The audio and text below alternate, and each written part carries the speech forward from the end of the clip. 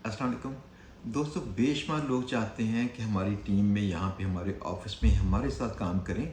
अगर आप ये चाहते हैं, फ़र्ज़ किया, तो आप देखिए अब चंद एक ऐसी पोजीशंस ओपन हैं जहाँ पे हम इंशाल्लाह आपको लेके आ सकते हैं। तो टीम में काम करके आपको शायद जो आप सोच रहे हैं उससे ज़्यादा बड़ा फ़ायदा पहुँचे।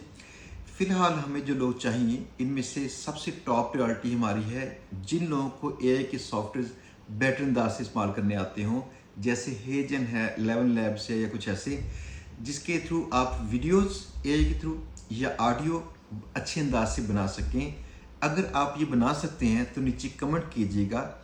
अगर आप इसके मास्टर हैं तो इंशाल्लाह मेरी अगली वीडियो में बताएंगे हम कि कैसे आपने हमारे पास अपना सीवी सेंड करना है, ताकि कहीं आपका इंटरव्यू किया जाए और आपको टीम में लेके आया जा सके।